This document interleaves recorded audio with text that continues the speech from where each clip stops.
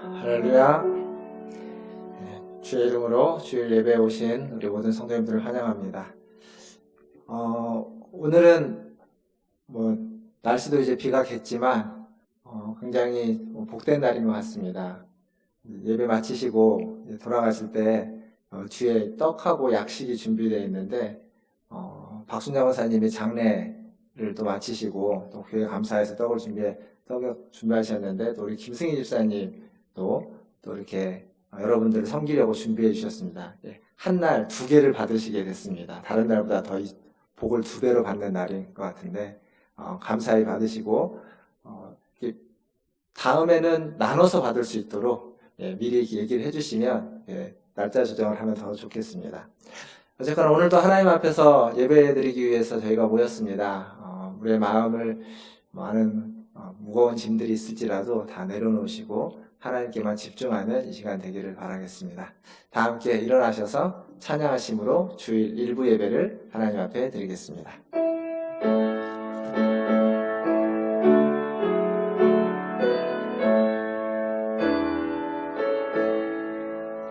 찬양하라 내 영혼아, 찬양하라 내 영혼아, 온 마음과 정성 다하여 주 찬양하라.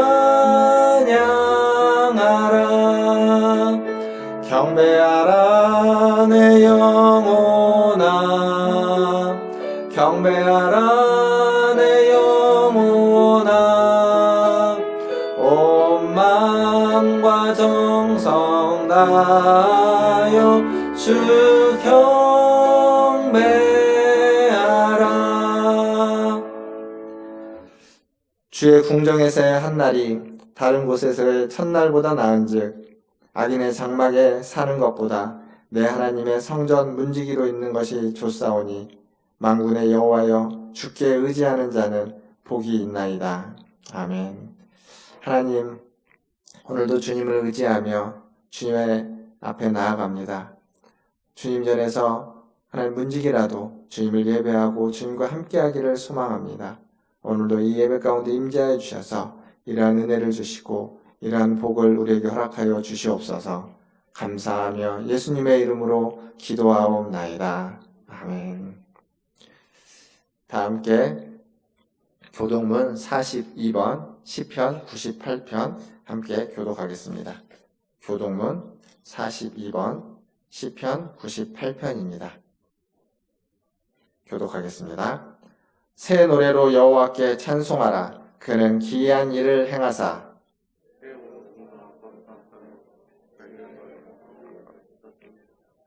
여호와께서 그의 구원을 알게 하시며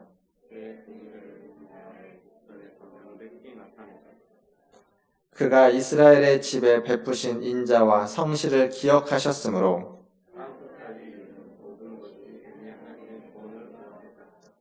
온 땅이여 여호와께 즐거이 소리칠지어다. 수금으로 여호와를 노래하라. 나팔과 호각 소리로 왕이신 여호와 앞에 즐겁게 소리칠지어다.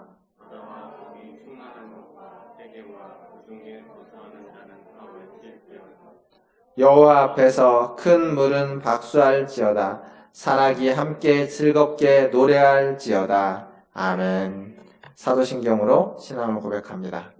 전능하사 천지를 만드신 하나님 아버지를 내가 믿사오며 그 외아들 우리 주 예수 그리스도를 믿사오니 이는 성령으로 잉태하사 동정녀 마리아에게 나시고 본디오 빌라도에게 고난을 받으사 십자가에 못 박혀 죽으시고 장사한 지 사흘 만에 죽은 자 가운데서 다시 살아나시며 하늘에 오르사 전능하신 하나님 우편에 앉아 계시다가 저리로서 산자와 죽은 자를 심판하러 오시리라. 성령을 믿사오며 거룩한 공회와 성도가 서로 교통하는 것과 죄를 사하여 주시는 것과 몸이 다시 사는 것과 영원히 사는 것을 믿사옵나이다. 아멘. 다 함께 앉으셔서 434장 찬양하겠습니다.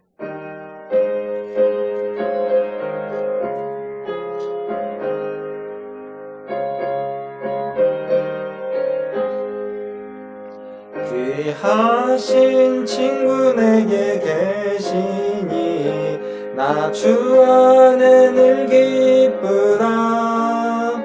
그 피가 내 죄 씻으셨으니 나 주 안에 늘 기쁘다. 나 주 안에 늘 기쁘다. 나 주 안에 늘 기쁘다. 주 나와 늘 동행하시니 나 주 안에 늘 기쁘다. 주 내 짐 대신 지시었으니 나 주 안에 늘 기쁘다. 그 생명 나 주 안에 늘 기쁘다. 나 주 안에 늘 기쁘다. 나 주 안에 늘 기쁘다. 주 나와 늘 동행하시니 나 주 안에 늘 기쁘다. 주 은총 매일 내게 너하니 나 주 안에 늘 기쁘다. 그 악한 죄악에서 지키니 나 주 안에 늘 기쁘다. 나 주 안에 늘 기쁘다. 나 주 안에 늘 기쁘다. 주 나와 늘 동행하시니 나 주 안에 늘 기쁘다. 아멘. 우리를 대표해서 김기수 집사님 나오셔서 기도해 주시겠습니다. 다 같이 기도하겠습니다. 하나님 아버지, 먼저 주님 전에 이렇게 나와 예배 드릴 수 있도록 은혜 내려주신 것 감사합니다. 지금 우리는 아주 어지러운 세상 가운데 살아가고 있음에도 주님을 생각하고 주님만 의지하여 이곳에 나와 주님께 온 마음을 다하여 예배 드리오니 우리 예배를 기쁘게 받아 주시옵소서. 먼저 주님께 용서를 구합니다. 하나님, 우리가 한 주를 살면서 하나님의 자녀답지 못하게 살아온 것 있습니까? 주님, 이 순간 주님께 회개하오니 우리 죄를 깨달아 알게 하시고 주님께 용서를 구할 수 있는 믿음을 허락하여 주시옵소서. 하나님, 이 시간 문화천지일교회 교육부서를 위해 기도합니다. 코로나19로 불안으로 인하여 주님 전에 나오지 못하는 아이들 어느 곳에 있던지 먼저 하나님을 늘 기억하게 하여 주시고 이 교회를 기억하게 하여 주시길 원합니다. 또한 여름 수련회를 어떤 방향으로 준비해야 할지 고민하는 교역자들과 선생님들께 은혜를 베풀어 주시고 지혜와 능력을 주셔서 모든 것을 협력하여 선을 이루도록 인도하여 주시길 간절히 원합니다. 주님 은혜 내려주시옵소서. 또한 하루빨리 모든 것이 정상화되어서 교회 안에서 마음껏 교제하며 예배하며 주님께 뜨겁게 기도하고 찬양할 수 있도록 이 땅을, 이 세계를 회복시켜 주시길 간절히 원합니다. 그리하여서 주님을 더욱더 사랑하고 이웃과 더욱더 사랑과 교제를 나누며 살아가도록 은혜 내려주시옵소서. 이 시간 주님의 말씀을 듣습니다. 우리가 듣는 것으로만 그치는 것이 아니라 깨달아 알게 하시고 그 깨달음을 가지고 이번 한 주도 깊이 주님을 묵상하며 살아가도록 우리 삶을 인도하여 주시옵소서. 말씀 가운데 주님께서 주시는 평안함을 맛보고 돌아갈 수 있는 은혜를 허락하여 주시옵소서. 모든 것을 주님께 감사드리며 우리를 죄에서 구원하여 주신 예수 그리스도의 이름으로 기도합니다. 아멘.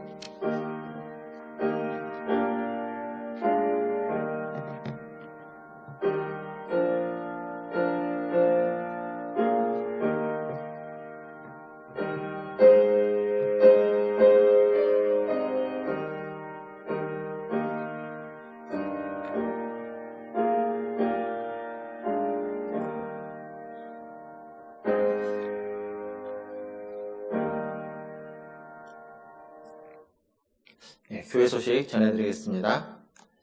구약성경 통독 이번 주에는 이제 민수기 말씀입니다. 지난 주간에 레위기 말씀을 읽으셨는데 또 레위기가 읽기 어려운 부분인데 또 함께 읽어주신 우리 모든 성도님들 너무 축복하고 또 감사합니다. 이번 주는 민수기 말씀 36장까지여서 지난주보다는 조금 하루에 한두 장씩 더 읽어야 될 것 같습니다. 그래서 한 주간 또 민수기 말씀을 함께 해주시길 바라겠습니다. 그리고 교동정입니다. 지난주에 또 우리 강명수 성도님 또 하나님 부르심을 받으셨습니다. 박순자 선생님 남편이신데요. 장례를 잘 마쳤고 또 아까도 말씀드린 것처럼 또 장례에 감사해서 또 떡을 준비해 주셨습니다. 보시면 또 많이 위로해 주시고 또 많이 격려해 주시기 바라겠습니다. 그리고 요나서 퀴즈를 주보에 계속 이렇게 그날 설교 말씀에 근거해서 퀴즈를 내고 있습니다. 지난 2주간 했고 오늘이 3번째 퀴즈인데요. 어제 지난 2주간의 퀴즈에 이제 추천 당첨자 추첨을 했고요. 그래서 어떻게 우리 장로님하고 집사님 남자 2분만 선정이 됐습니다. 그래서 황수부 집사님과 최한필 장로님 해서 선물이 사무실에 있습니다. 또 받아가 주시고 매주 답을 제출해 주시면 퀴즈를 풀어서 문자나 카톡이나 문자 혹은 교회 게시판에 올려주시면 2주씩 모아서 2분씩 추첨하려고 합니다. 선물은 작지만 그래도 함께 참여해 주시면 더 감사하겠습니다. 추첨하는 영상이 또 있습니다. 교회 아마 홈페이지를 확인해 보시면 그리고 카톡으로 받으신 분들도 계실 텐데 유튜브에 올려놨는데 어제 카페에서 저희 교육자들이 이제 추첨함 만들어가지고요. 제가 이렇게 직접 뽑아서 추첨하는 영상을 만들었습니다. 그래서 한번 보시고 또 함께 많은 참여 부탁드리겠습니다. 주일 예배에 대한 안내 있죠. 감염 예방을 위한 수칙들 항상 잘 지켜주시고 출입하실 때 또 마스크 착용하시는 거 교회에서뿐만 아니라 일상생활에서도 잘 지켜주시면 감사하겠습니다. 정오에 또 기도하는 정오 기도에도 힘써주시기를 바라겠습니다. 하나님 말씀 보겠습니다. 오늘 우리에게 주신 하나님 말씀은 요나서 1장 7절에서 16절까지 말씀입니다. 요나서 1장 7절에서 16절까지 말씀 저와 한 절씩 교독하도록 하겠습니다. 제가 먼저 7절 읽겠습니다. 그들이 서로 이르되 자 우리가 제비를 뽑아 이 재앙이 누구로 말미암아 우리에게 임하였나 알아보자 하고 곧 제비를 뽑으니 제비가 요나에게 뽑힌지라.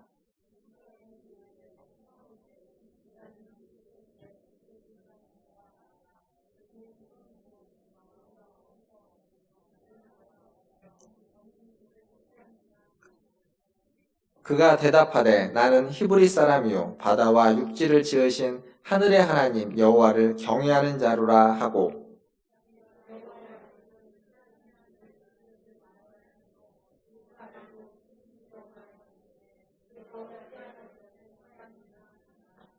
바다가 점점 흉용한지라 무리가 그에게 이르되 우리가 너를 어떻게 하여야 바다가 우리를 위하여 잔잔하겠느냐 하니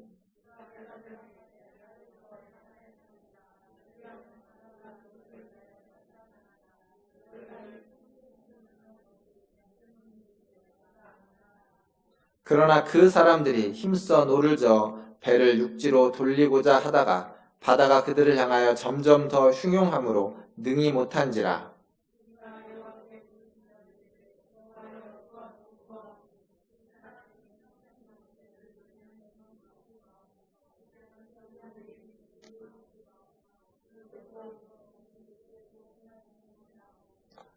요나를 들어 바다에 던지매 바다가 뛰노는 것이 곧 그친지라. 그 사람들이 여호와를 크게 두려워하여 여호와께 제물을 드리고 서원을 하였더라. 아멘. 네, 우리 옆에 계신 분들 또 앞뒤에 계신 분들 한번 보시고 인사하겠습니다. 사랑합니다. 축복합니다.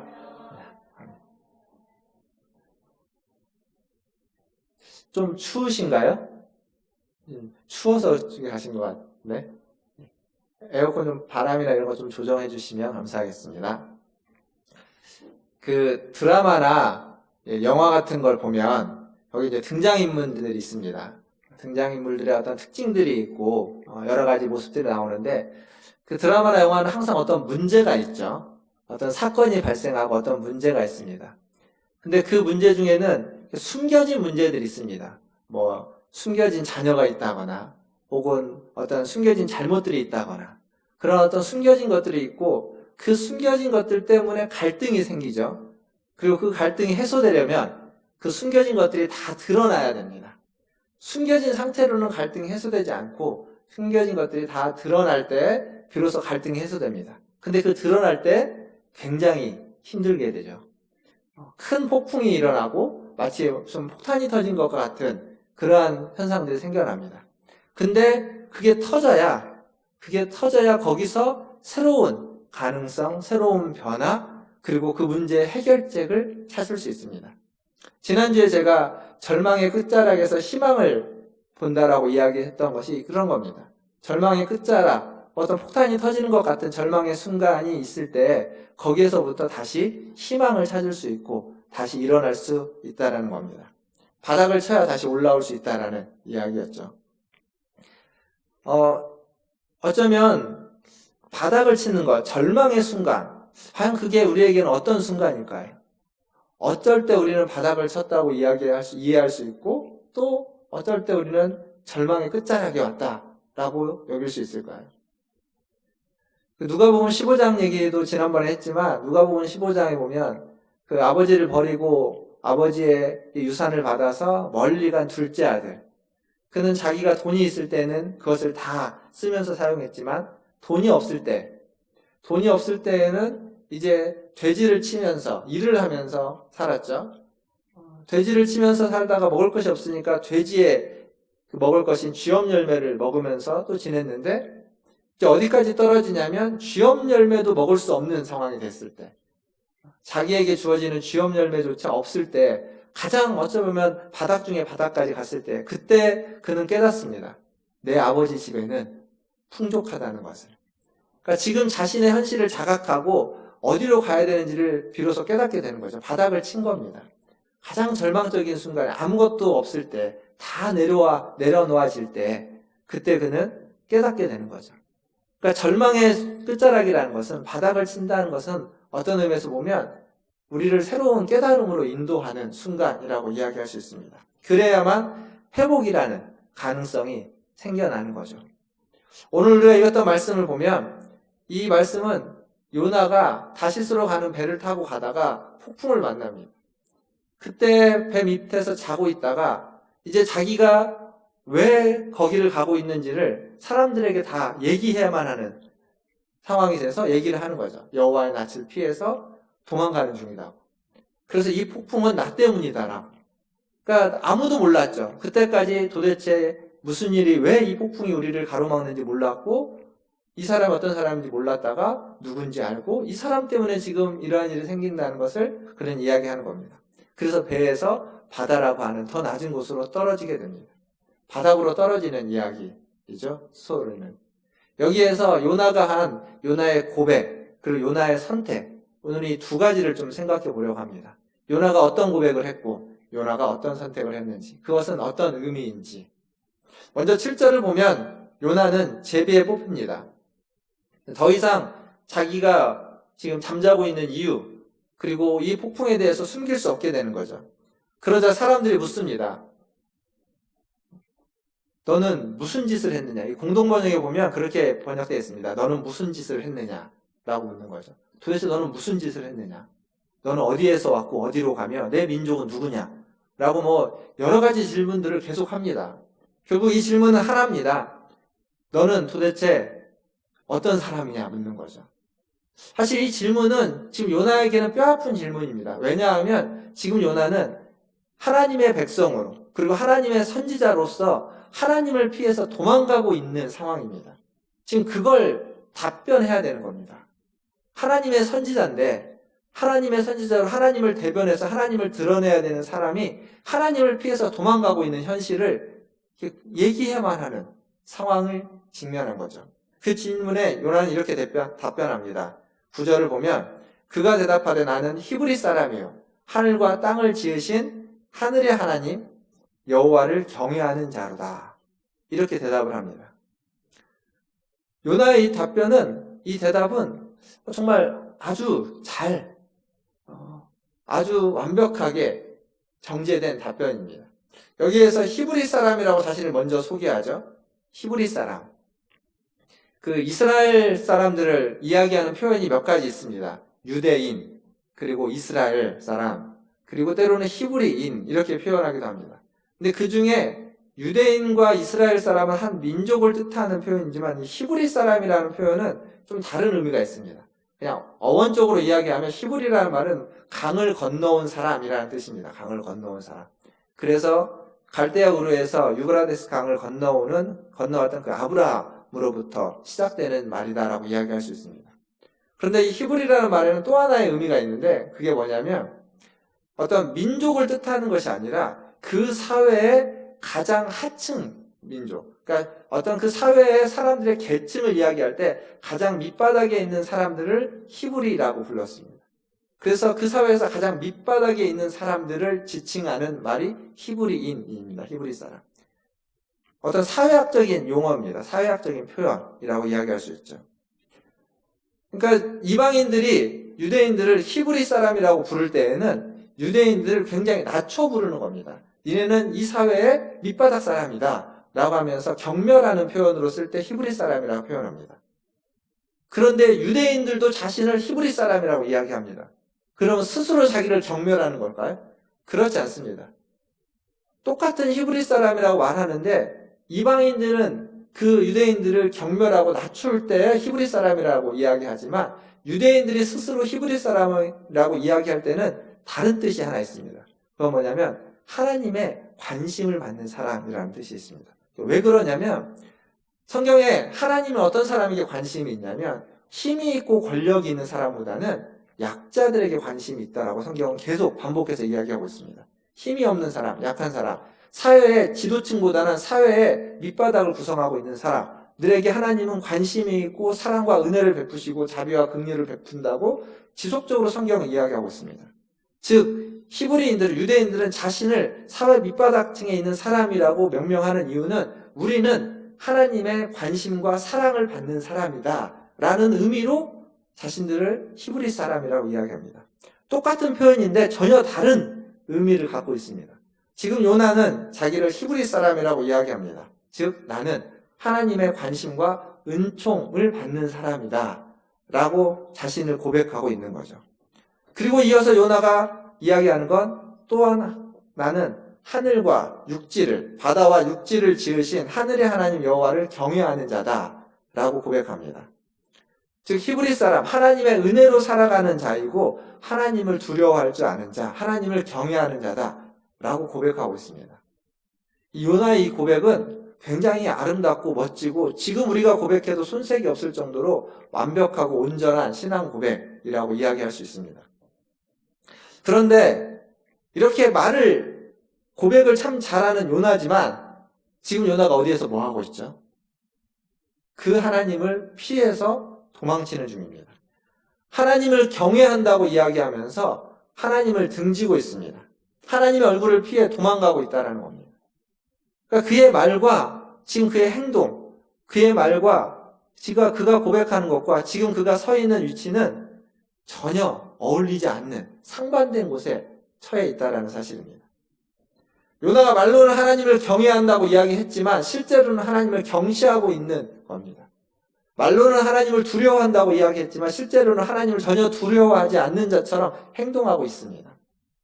이 부조화인 거죠. 말과 행동이 조화가 되지 않는 상태에 처해 있습니다. 요나가 하나님을 모르나요? 요나는 하나님이 어떤 분인지 분명히 잘 압니다. 요나의 말에는, 고백에는 어느 것 하나 틀린 것이 없습니다. 요나는 하나님을 잘 몰라가지고 하나님으로부터 도망치는 자가 아닙니다. 하나님을 잘 몰라서 하나님의 뜻에 순종하지 않는 자가 아닙니다. 그는 하나님을 잘 알고 있고 하나님의 뜻도 잘 알고 있고 순종도 해봤던 사람입니다. 그런데 지금 이 순간 그는 하나님의 뜻대로 살지 않기 위해서 도망치고 있는 겁니다. 왜 그럴까요? 요나는 왜 지금 이 순간 하나님의 뜻에 순종하지 않고 도망치는 걸까요? 그건 요나가 가지고 있었던 자신의 생각, 그리고 자기의 감정, 그리고 자기의 고집 때문이라고 이야기할 수 있습니다. 니느웨로 가라는 하나님의 뜻과 니느웨로 가기 싫은 자신의 마음과 생각, 생각이 충돌하고 있을 때, 상충될 때 요나는 하나님의 뜻을 선택하지 않고 자기의 생각과 마음을 선택했던 겁니다. 분명 우리는 하나님의 뜻과 내 감정이, 내 생각이 충돌할 때 무엇을 선택해야만 한다고 배웠냐면 하나님의 뜻을 선택해야만 한다고 배웠습니다. 요나도 그렇게 배웠을 것이고 요나도 선지자로서 그렇게 이야기하고 가르쳤을 겁니다. 그러나 실제로 그 상황에 직면했을 때 내 마음과 생각, 내 감정과 하나님의 뜻이 충돌하는 순간에 부딪혔을 때 하나님의 뜻을 선택하는 건 그렇게 쉬운 일이 아니라는 겁니다. 요나를 통해서 우리가 알 수 있는 겁니다. 오늘날 교회가, 기독교가, 성도들이 사회로부터 세상으로부터 지탄을 받는 이유가 뭘까요?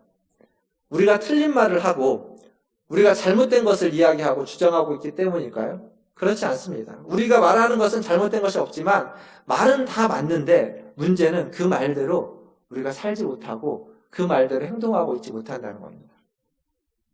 그 어느 곳보다도, 그 어느 모임보다도, 그 어느 공동체보다도 가장 사랑을 이야기하고 자비와 긍휼을 이야기하는, 은혜를 이야기하는 곳이 교회인데, 그리고 성도들인데, 그리고 그것을 고백하는 우리들인데, 정작 우리의 삶에서 과연 그 어느 곳보다도 사랑이, 자비와 긍휼이, 은혜가 다른 사람들에게 나누어지고 있고 내가 그렇게 살아가고 있느냐? 그렇지 못하기 때문에 사회로부터, 사람들로부터 지탄을 받고 있습니다. 제가 아는 분이 이렇게 공동체 생활을 합니다. 물론 이제 공동체 생활이라는 게 뭐 같이 모여서 살긴 하는데 서로 집을, 이렇게 다운타운을 만들어서 각각의 집을 지어서 따로따로 이렇게 사는데 거기 한 마을처럼 조그만하게 모여서 삽니다. 근데 그 친구가 뭐라고 얘기하냐면 그 모임에 교회 다니는 사람이 자기들밖에 없는 줄 알았답니다. 근데 이제 얘기를 하다 보니까 교회 다니는 사람이 한 2가정 정도 더 있었는데 근데 그 2가정이 교회 다닌다는 얘기를 안 했으면 좋겠다라는 생각이 드는 가정이라는 거죠. 그러니까 교회 다닌다고 이야기할 때 그 교회 다니는 사람들에게 사람들이 기대하는 바가 있는데 기본적으로 그 이상을 충족시켜 주지를 못할 만저 그 기대에 못 미치니까 안타까운 겁니다. 말은 우리가 다 이야기하고 교회에서 많이 듣지만 실제의 삶에서 그러한 모습을 보여주지 못하고 있다는 겁니다. 요나의 고백이 우리에게 말해주고 있는 건 이런 겁니다. 잘 모르기 때문에 더 배워야 되고 그리고 우리의 신앙 고백이 온전하지 못하기 때문에 더 온전한 신앙 고백을 하기 위해서 훈련을 받아야 되는 그러한 얘기를 요나가 말해주는다기보다는 우리가 지금 고백하고 있는 것, 우리가 지금 알고 있는 것, 믿고 있는 것, 그것이 과연 내 삶에서 실제로 나타나고 있느냐. 내 삶에서 실제로 나타나지 못하고 있는 이유는 내 생각과 내 감정, 내 자아가 아직도 죽지 못해서다라는 겁니다. 아무리 예배를 드려도, 아무리 경건한 생활을 해도, 그리고 아무리 온전한 신앙의 고백을 할지라도 내 자아가 죽지 않으면, 내 생각과 내 감정이 내려놓아지지 않으면 그러면 그 모든 것이 다 헛것이라는 겁니다. 요나를 통해서 우리가 보게 되는 도전입니다. 사랑하는 성도 여러분, 우리의 자아를, 여러분의 자아를 십자가에 내려놔야만 합니다. 우리의 자아가 십자가에 못 박혀서 주님과 함께 죽어야만 합니다. 그래야만 우리는 다시 부활할 수 있고 다시 살아날 수 있고 희망을 다시 가질 수 있습니다. 죽지 않으면, 내려놓지 않으면, 바닥을 치지 않으면 우리에게는 희망이 없을지도 모른다는 겁니다. 말이 아닌 순종으로, 삶으로써 하나님을 드러내시고 응답하시는 저와 여러분 되기를 주님의 이름으로 축원드립니다. 이제 10절에서 12절을 한번 보겠습니다. 10절에서 12절을 보면 그들의 이제 질문에 대한 요나의 답이 있고 이어지는 이야기입니다. 제가 읽어보겠습니다. 10절부터 자기가 여호와의 얼굴을 피함인 줄을 그들에게 말하였으므로 무리가 알고 심히 두려워하여 이르되 내가 어찌하여 그렇게 행하였느냐 하니라. 바다가 점점 흉흉한지라. 무리가 그에게 이르되 우리가 너를 어떻게 하여야 바다가 우리를 위하여 잔잔하겠느냐 하니 그가 대답하되 나를 들어 바다에 던지라. 그리하면 바다가 너희를 위하여 잔잔하리라. 너희가 이 큰 폭풍을 만난 것이 나 때문인 줄을 내가 아노라 하니라. 10절에서 요나는 벳사람들에게 자기가 지금 하나님의 얼굴을 피해서 도망가고 있다고 이야기합니다. 그 이야기를 들었던 그 배에 타고 있는 사람들은 어떤 심정이었을까요? 놀랬겠죠. 당황했을 겁니다. 도대체 이 상황을 어떻게 해야 되나? 지금 그 폭풍을 이겨내려고, 극복해 보려고 가지가지 노력을 다했는데, 수많은 노력을 다했는데 안 되는 겁니다. 안 되니까 결국 도대체 이게 어디서 왔는지 근원을 찾아서 결국 이 사람 때문이라는 걸 알았고 그 이유를 알았는데 그 이유를 알고 나서도 방법이 없다는 겁니다. 그 순간에. 어찌할 방법이 없는 겁니다. 아마 마음속에, 머릿속에, 생각 속에 많은 생각들이 스쳐갔을 겁니다. 그 순간. 도대체 어떻게 하지? 폭풍이 잠잠해질 것 같지 않은데? 왜 하필 저 사람은 이 배에 타가지고 그럴까? 왜 하필 나는 이 배에 탔을까? 수많은 생각들이 머릿속을 지나갔을 겁니다. 근데 그 얘기를 듣고 그래도 폭풍과 맞서 싸워야 되니까 싸우는데 폭풍이 잔잔해질 기미가 도무지 보이지 않는 겁니다. 그러자 이렇게 질문을 하는 거죠. 너 때문이라면 그러면 바다, 지금 우리는 여기에서 어떻게 해야만 하느냐? 그러면 어떻게 해야 우리를 위해서 바다가 잔잔해지겠느냐? 라고 묻는 겁니다. 사실 이 질문은 굉장히 사람의 민낯을 드러내는 질문이기도 하고 현실적인 질문이기도 합니다. 더 이상 할 수 있는 게 없으니까 그 사람한테 이제 책임을 전가하는 질문인 거죠. 머릿속에 있었던 생각, 저 사람 때문이어서 사람이 책임을 져야 되는데 라는 생각을 갖고 있다가 이제 노력을 해봤는데 더 이상 안 되니까 그 생각이 밖으로 나오는 겁니다. 위기의 순간에, 어려운 순간에 우리들이 가지고 있는 생각입니다. 나와 너를 구분하게 되는 거죠. 나를 위해서 네가 할 수 있는 일이 무엇이냐? 아니면 나를 위해서, 우리를 위해서 너 한 사람이 좀 희생돼야 되지 않겠느냐? 라는 생각이 입 밖으로 나온 겁니다. 사실 어떤 사회이든 어떤 사람이든 위기의 순간에는 나 말고 다른 사람이 좀 희생되어지고 좀 헌신을 하고 그러기를 바랍니다.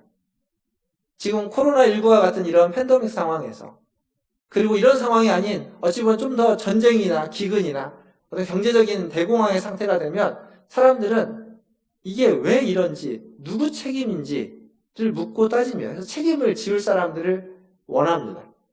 상황이 하나도 변하지 않아도 누군가 책임을 져줘야만 하는 것, 그런 것들을 원하고 그런 희생양들을 찾게 되는 거죠. 그리고 그 사람을 향해서는 가진 마음의 어떤 폭력적인 성향을 다 드러낼 수 있습니다. 그게 사회적으로 용인되는 거죠. 역사적으로 보면 그 대표적인 그 영향 때문에 기독교가 핍박을 받았던 게 네로 황제 시대라고 이야기할 수 있습니다. 로마에 화재가 났는데 로마의 그 화재에 대한 화재를 기독교인이 불을 질렀다라고 네로 황제가 자신에게 돌아오는 그 사람들의 손가락과 사람들의 비난과 그 감정을 기독교인으로 돌려버립니다. 희생양을 삼은 거죠. 그래서 자기가 모면하게 되는 겁니다. 어쨌거나 지금 뱃사람들이 하는 말이 그겁니다. 다수를 위해서, 배에 타고 있는 우리를 위해서 네가 할 수 있는 일이 뭐냐? 너 한 사람이 좀 희생양이 되어줘야 되겠다 라고 요청하는 거죠. 다수를 위해서 소수가 희생해야 된다. 여러분, 이 생각이 틀린 생각인가요? 사실 우리는 이 생각을 지난 시간 살아오면서 그리고 지금도 여전히 그런 생각으로 살아가고 있습니다. 그리고 그런 생각에 다 고개가 끄덕여질 겁니다. 그래야지 많은 사람을 위해서 좀 적은 사람이 희생도 되고 좀 손해도 보고 좀 참고 견뎌야지 라고 하는 생각을 합니다. 근데 그 생각을 왜 하냐면 가만히 생각해 보십시오. 그 생각을 왜 하냐면 나는 언제나 많은 사람 편에 서 있을 것 같기 때문입니다. 내가 만약에 그 적은 사람에 속해 있다면 그렇게 쉽게 이야기할 수 없습니다. 내가 그 적은 사람 편에 지금 서 있고 그런 상황이라면 이 얘기에 고개가 그렇게 끄덕여지지 않습니다. 소리치지는 못할지언정 동의하기 쉬운 얘기가 아닙니다. 그런데 우리는 언제나 많은 사람 편에 내가 서 있을 것 같은 그러한 마음과 생각이 있습니다. 근데 여러분, 그럴 수 있지만 평생 그러면 괜찮지만 그러지 못한 상황이 우리에게 발생할 수도 있다는 사실입니다. 어쨌거나 요나는 이런 과정을 통해서 답을 합니다. 자신의 도망 때문에 생긴 일이니까 내가 결자해지하는 마음으로 나를 바다에 던지라 라고 말합니다. 마치 자기가 자신의 선택과 행동에 책임을 지는 것처럼 이야기하고 있습니다. 근데 정말 그런가요? 그렇게 보이십니까?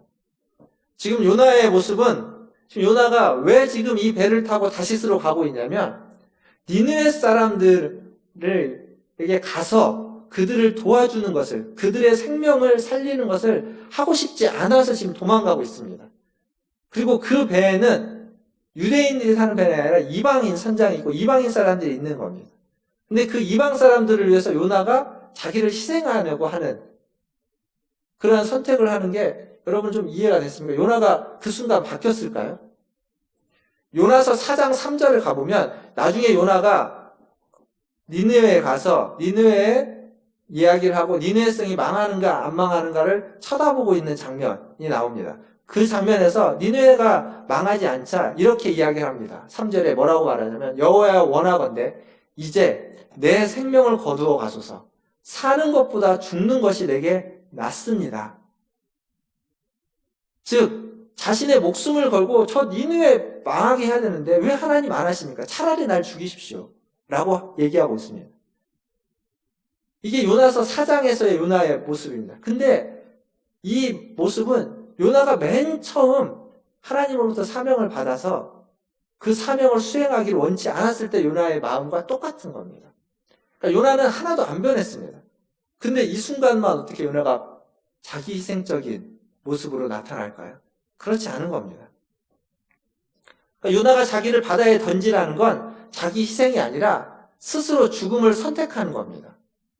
지금으로 표현하면 자살이죠. 자살이라고 이야기할 수 있는. 스스로 죽음을 선택하는 겁니다. 근데 자기 손에 피 묻히지 않겠다는 거죠. 니네 손으로 나를 던져라. 그들이 누군가 누구를 죽여야만 했다면 그 사람의 그 트라우마는 얼마나 클까요? 근데 그러한 트라우마를 그들에게 지우면서까지 자기가 뛰어내리지 않고 너희가 나를 던져라라고 하는 겁니다. 왜 그럴까요? 지금 하나님이 다시스로 가고 있는 배를 폭풍으로 막습니다. 벗어나려고 노력을 하는데도 안 됩니다. 아무리 해도 안 되는 겁니다. 그러자 요나는 무슨 생각을 했냐면 이러다가 다시스로 못 가고 혹시 하나님 손에 이끌려서 니느웨로 가는 건 아닐까? 그러면 차라리 니느웨로 가느니 내가 죽어버리겠다. 내가 죽는 게 낫겠다. 라고 생각한 겁니다. 그래서 나를 바다에 던지라고 이야기하는 거죠. 차라리 날 죽이라는 겁니다. 이게 요나의 선택입니다. 자기 희생처럼 보이지만 배에 탄 다른 사람을 살리는 것처럼 겉으로는 포장되어 있지만 실제로는 차라리 나는 여기서 죽겠다는 겁니다. 다시스로 가지 못할 바에야 니느웨로 끌려서 갈 바에야 그냥 여기서 내가 죽어버리는 게 낫겠다는 거죠. 니느웨 성 사람들을 회개케 해서 돌이켜서 그들을 살릴 바에야 내가 여기서 죽음으로써 그들도 같이 죽어가는 게 차라리 낫겠다라는 요나의 선택인 겁니다. 목숨은 귀한 겁니다. 생명은 너무도 귀한 겁니다. 그런데 그 귀한 생명을 무엇인가에 걸어야 된다면 귀한 일에 걸어야 됩니다. 가치 있는 일에 걸어야 되는 거죠. 하나님의 사람으로서 우리의 생명을 건다면 하나님의 일에 생명을 걸어야 될 겁니다. 가치 있는 일. 그렇다면 지금 요나의 상황에서는 믿지 않는 사람들을 돌이키는 일, 그래서 그들에게 회개하라고 전파해서 그들이 회개하지 않음으로써 돌을 맞아 죽는 일에 목숨을 걸어야 되는데 지금 요나는 정반대의 일에 목숨을 걸고 있습니다. 죽음을 각오하고 순종하지 않겠다고 하는 겁니다. 죽음을 각오하고 불순종에 목숨을 걸고 있는 겁니다. 하나님을 잘 몰라서 이런 바보 같은 짓을 하는 걸까요? 그는 하나님의 선지자입니다. 우리처럼 그도 10년, 20년, 40년, 50년을 신앙생활했고 하나님의 백성으로 살았고 하나님의 선지자로서 살았던 사람입니다. 그런데 자신의 자아가, 자신의 생각과 자신의 감정, 자신의 판단이 내려놓아지지 않으니까 그것이 여전히 살아있으니까 결국 이런 아집을, 이런 지독한 선택을 하게 되는 겁니다. 하나님의 얼굴을 피해서 도망가는 요나에게 하나님은 폭풍으로 그의 앞길을 막으셨습니다. 그렇게 하나님이 그 도망가는 그의 여정을 막으면서 요나에게 기대했던 건 뭘까요? 요나가 지금 반응하는 것처럼 차라리 날 죽으십시오, 죽겠다라는 반응을 기대했을까요? 아닐 겁니다. 하나님이 기대한 건 요나가 회개하고 돌아오는 것을 바랐겠죠. 도망자의 신세에서, 도망자의 자리에서 다시 사명자의 자리로 돌아오는 것, 그것을 하나님은 기대했을 겁니다. 요나는 그 기대를 저버린 겁니다. 하나님이 요나를 죽이려고 폭풍을 보냈다면 요나가 배 밑에서 잠자고 있을 때 배를 뒤집어 버리면 됩니다. 그럼 요나선 1장에서 끝날 것이고 요나는 죽고 깔끔할 겁니다. 다른 선지자를 세워서 그 일을 하면 됩니다. 근데 하나님은 배를 뒤집지 않았습니다. 배가 거의 깨지게 되었지만 여전히 배는 그대로 있었고 그 요나는 그때 잠자고 있었습니다. 죽이려 하지 않았다는 겁니다. 살리려 했다는 겁니다. 요나를 살려서 요나를 도망자의 자리에서 사명자의 자리로 다시 돌아오게 하기 위해서 폭풍을 보내셨던 겁니다. 근데 요나는 그 폭풍에 그냥 자기를 목숨을 던져버림으로 반응한 겁니다. 척수인들 목사님이 이런 말을 했습니다. 태도가 사실보다 더 중요하다. 태도는 우리의 과거, 교육, 돈, 환경, 성공, 실패, 그리고 사람의 말이나 행동보다 더 중요하고 외모나 재능, 기술보다도 중요하다. 그리고 그 태도가 교회나 가정을 훌륭하게 만들 수도 있고 파괴할 수도 있다. 내 인생에서 10%는 나에게 발생한 사건이고 나머지 90%는 그 사건에 대한 내가 보인 태도와 반응이다. 라고 이야기했습니다. 지금 하나님이 요나에게 기대했던 태도, 기대했던 반응은 차라리 날 죽이십시오가 아닙니다. 잘못했습니다. 잘못했습니다. 라고 회개하는 겁니다. 아마 그랬다면 굳이 바다에 빠지지 않아도 바다는 잔잔해졌을 겁니다. 근데 그렇지 않은 거죠. 큰 폭풍의 상황에서 배에 타고 있는 사람들은 생명이 귀한 줄 알았습니다. 요나가 자기를 바다에 던지라고 했을 때 그들은 잘 됐구나, 옳더구나 하고 요나를 바다에 던지지 않았습니다. 어떻게든지 요나의 생명까지도 살려보려고 갖은 노력을 했습니다. 그런데 안 되는 겁니다. 바다가 점점 더 흉흉해지자 어쩔 수 없이 그들은 하나님께 기도하는 거죠. 오늘 기도 문구를 한번 보십시오. 우리가 읽었던 14절을 보니까 우리가 여호와께 부르짖어 이르되 여호와여 구하고 구하오니 이 사람의 생명 때문에 우리를 멸망시키지 마옵소서. 무지한 피를 우리에게 돌리지 마옵소서. 그러니까 지금 자기들이 하고 있는 일이 얼토당토 않은 사람으로서는 할 수 없는 일이라는 걸 압니다. 아는데 어쩔 수 없이 마지막 선택을 그렇게 하는 겁니다. 주의 뜻대로 되기를 원합니다. 그리고 그들은 마지막에 16절에 보면 여호와를 크게 두려워하고 여호와께 제물을 드리고 서원했다. 그렇게 이야기하고 있죠. 구원의 시작입니다. 그 자리는. 그들에게 있어서는 구원을, 자기들이 무슨 죄를 지었는지 무슨 잘못을 했는지 그들은 아는 겁니다. 그래서 하나님 앞에 두려워하는 겁니다. 구원은 그 하나님을 두려워하는 데에서 시작되는 거죠. 요나도 회개하고 돌이켰다면 좋았겠지만 요나는 그러지 못했습니다. 그럼에도 불구하고 그렇게 끝까지 발악하고 있는 요나를 하나님은 내버리지 않습니다. 그게 제가 오늘 읽지는 않았지만 마지막 17절에 하나님이 큰 물고기를 준비했다라는 걸 통해서 알 수 있고 요나서 뒤에가 이어진다는 걸 통해서 알 수 있습니다. 요나는 마지막까지 하나님 앞에 순종하지 않기 위해서 목숨을 던졌지만 하나님은 그런 요나를 버리지 않고 요나를 붙잡아서 요나가 사명을 감당하는 자리로 요나를 이끌어가고 있습니다. 말씀을 읽겠습니다. 아까 읽었던 마지막 16절 이방인들이 여호와를 크게 두려워하고 제물을 드리고 서원하였다 라는 얘기를 좀 다르게 표현해보면 이방인들이 여호와를 경외하고 제사를 드리고 하나님과 언약, 약속을 했다라고 말할 수 있습니다. 생각하지 못했던 열매입니다. 이방인들에게 구원이 시작된 겁니다. 이게 아이러니입니다.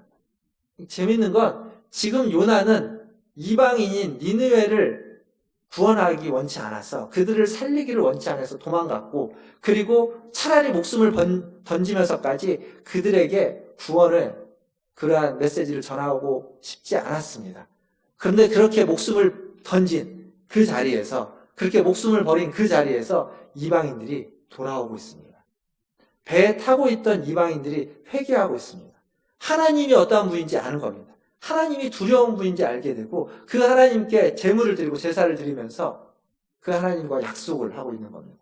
물론 그 약속과 그들의 그 순간의 그 선택이 그들에게 지속되지 않을지도 모릅니다. 그러나 그것이 그들의 인생을 바꿀 수도 있는 구원의 시작이 될 수 있습니다. 예기치 않았던 일이죠. 유대인들의 전설 중에 이 노아 이야기에 대한 전설이 있습니다. 무슨 전설이냐면 노아가 방주를 지어놓고 비가 오기를 기다리고 있는데 노아가 방주를 짓는 동안 들은 메시지가 하나 있습니다. 마을에 우물이 하나 있는데 그 우물이 붉은색으로 변하면 비가 올 것이다 라는 메시지를 들었습니다. 그래서 요나는 방주를 다 지어놓고 기다리는 거죠. 비가 오기를. 그래서 매일매일 그 우물을 가서 확인하는 겁니다. 우물의 색깔이 붉은색으로 바뀌었는가. 근데 사람들이 다 압니다. 그걸. 그리고 그 마을에 아주 못된 그 악동들이 그걸 알고서 요나를 놀려주고 그 우물에다가 붉은색 물감을 탑니다. 붉은색 물감을 타고 기다리는 거죠. 요나가 그것을 보자. 요나가 아니죠. 노아. 내가 지금 요나라고 해서 얘기했나요? 노아가 그것을 보고 붉은색으로 변했죠. 그래서 얼른 방주에 들어가서 문을 닫습니다. 비가 올 거라는 거죠. 그러자 그 악동들이 노아를 놀립니다. 자기네가 탄 줄도 모른다고 깔깔거리고 웃으면서 비웃죠. 조롱합니다. 그런데 그날부터 비가 내리기 시작했다라는 전설입니다. 물론 이건 전설입니다. 실제 얘기가 아니겠죠. 근데 이 전설이 말해주고 있는 건 뭐냐면 사람들의 우연처럼 보이는 그 일을 통해서 하나님은 역사하기도 한다는 겁니다. 예기치 않았던 일, 그 악동들은 그냥 노아를 놀려주려고 했던 그 행동이 실제로 하나님의 메시지를 그대로 이루는 꼴이 되었다라는 이야기입니다. 우리가 원하지 않는 방법으로, 우리가 원하지 않는 어떤 선택으로 우리는 행동하지만 하나님은 그걸 통해서도 하나님의 일을 이루시는 분이라는 겁니다. 요나는 하나님이 원하는 일을 하지 않기 위해서 바다에 목숨을 던졌지만 그러나 하나님은 그 일을 통해서 이방인 벳사람들의 구원을 시작했고 그리고 요나 또한 그 과정을 통해서 그 물고기를 준비해둬서 그 물고기를 통해서 요나를 니느웨 쪽으로 다시 인도해 가신다는 겁니다. 요나는 분명 반대 방향으로 반항했습니다. 끝까지 반항했습니다. 1장에서 반항했던 선지자는 마지막 4장에서도 여전히 반항하는 선지자로 마무리됩니다. 그러나 그 반항을 하나님은 사용하셔서 하나님의 일을 이루어냈습니다. 이게 은혜입니다. 우리가 받은 은혜가 이런 겁니다. 이 은혜를 알기에 우리는 할 수만 있다면 하나님 뜻에 순종하려고 노력하는 겁니다. 때로는 요나처럼 반항할 수도 있고 때로는 반대 방향으로 선택할 수도 있지만 하나님의 은혜는 그런 우리를 그냥 내치지 않고 우리를 붙잡고 한결같이 우리를 붙들고 간다는 거죠. 그게 우리가 받은 은혜입니다. 그 은혜를 기억한다면 그 은혜를 안다면 우리가 애써야 되는 것은 하나님의 뜻에 순종하고자 하는 거죠. 부디 은혜를 아는 자로 하나님이 기뻐하시는 태도와 하나님이 기뻐하시는 반응을 하시는 저와 여러분 되기를 주님의 이름으로 축원합니다. 기도하겠습니다. 기도하실 때 말씀을 기억하면서 기도하겠습니다. 우리에게 주어진 은혜가 얼마나 큰지, 우리에게 주어진 은혜가 무엇인지 다시 한번 생각해 보시고 그 은혜에 하나님 기뻐하시는 반응과 태도로 하나님께 붙들림 받는 인생이 되기를 위해서 기도하시고 또 이 코로나19 시대에 코로나19를 극복하고 견뎌낼 수 있도록 이 시대를 견뎌내면서 살아갈 수 있기를 위해서 우리 같이 1, 2분 정도 기도하도록 하겠습니다. 함께 기도하겠습니다. 하나님, 아버지 하나님, 이 시간 하나님의 자녀 여러분들을 우리에게 베풀어 주시는 하나님의 은혜가 얼마나 크고 하나님의 사랑이 얼마나 아버지 하나님 깊은지 아버지 하나님 다시 한번 보게 됩니다. 주여, 이 시간에 주님의 말씀을 통하여서 하나님 요나의 고백 또 요나의 선택이 하나님 우리가 그것을 타산지석 삼아서 아버지 하나님 고백이 중요한 것이 아니라 말이 중요한 것이 아니라 하나님 우리의 판단 아버지 하나님 우리의 삶이 하나님의 뜻대로 살아가는 인생이 되어야만 함을 알게 해주시고 또 우리의 선택이 아버지 하나님 하나님의 그 말씀에 대한 우리의 반응과 우리의 태도가 어떠해야 되는지 요나를 통해서 보입니다. 그러나 하나님 우리의 잘못된 선택에도 불구하고 하나님이 일하시고 하나님이 역사하시고 우리를 이끄셔서 하나님 가장 선한 길로 아버지 하나님의 일을 이루어 가시는 것을 보옵니다. 주여, 우리가 하나님의 뜻대로 선택할 수 있도록 인도하여 주시옵소서. 그러나 때로 그러지 못할지라도 하나님 때로 그렇게 선택하지 못하는 순간이 있을지라도 우리를 놓지 않고 한 결처럼 붙잡아 주시는 하나님이 있기에 하나님 감사하고 그 하나님을 의지합니다. 하나님 우리의 부족한 선택, 부족한 판단 또 우리의 이 모든 것들을 하나님 사용하셔서 선한 일을 하나님의 일을 이루어 주시기를 원합니다. 그리고 불쌍한 우리에게 자비와 공의를 베푸셔서 하나님의 은혜 가운데 거할 수 있도록 주님 도와주시옵소서. 하나님 코로나19가 종식되기를 위해서 기도했습니다. 하나님 이것이 극복되기를 위해서 기도하고 있습니다. 그러나 또 하나 이제 이 코로나19 시대를 견뎌낼 수 있기를 원합니다. 하나님 많은 어려움들이 있습니다. 아버지 하나님 이것을 견뎌낼 수 있고 이겨낼 수 있고 이 상황에서 하나님의 뜻대로 순종하며 살아갈 수 있는 하나님의 길을 우리에게 알려주시고 보여주시고 하나님 허락하여 주시옵소서. 주님, 하나님 요나처럼 우리가 하나님의 말씀에 바르게 반응하지 못할지라도 아버지 하나님 그러한 요나를 하나님 그 요나의 옳지 못한 선택과 반응을 사용해서까지 하나님의 일을 이루어 가시는 하나님 아버지, 우리 또한 그렇게 하나님의 뜻대로 하나님의 일을 이루는데 사용되기를 기도합니다. 주님, 우리의 옳지 못한 선택, 아버지 하나님, 우리의 아버지 하나님 그 마음에 우리의 자아가 여전히 죽지 못해서 살아있는 그 선택을 하는 그 순간에도 우리를 내버려 두지 마시고 우리를 붙잡아 주시고 우리를 사랑해 주시고 하나님 우리를 불쌍히 여겨 주셔서 하나님 우리를 하나님 인도하여 주시옵소서. 그래서 하나님의 뜻을 이루어 가는데 우리를 사용하여 주시기를 간절히 소원합니다. 코로나19의 종식을 위해서 극복을 위해서 하나님 우리가 기도하고 있습니다. 그러나 또 하나 이제 이 코로나19 시대를 잘 살아갈 수 있도록 이 19 시대에 잘 견뎌낼 수 있도록 하나님 기도하기를 원합니다. 그래서 코로나19에도 불구하고 하나님의 뜻대로 하나님의 은혜에 감사하면서 은혜에 반응하면서 살아갈 수 있는 우리 모든 성도들 되게 하여 주시옵소서. 감사하며 예수님의 이름으로 기도하옵나이다. 아멘.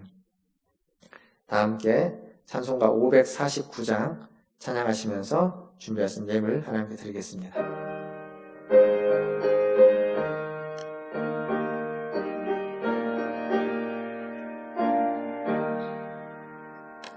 내 주여 뜻대로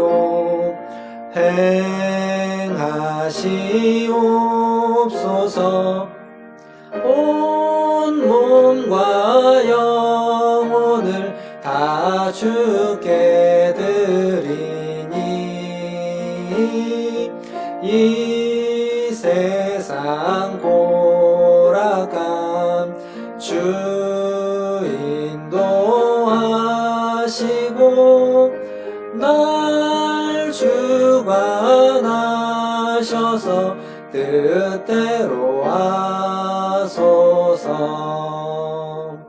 내 주여 뜻대로 행하시옵소서.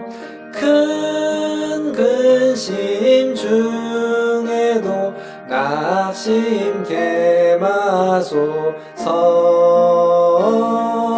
주님도 때로는 울기도 하셨네.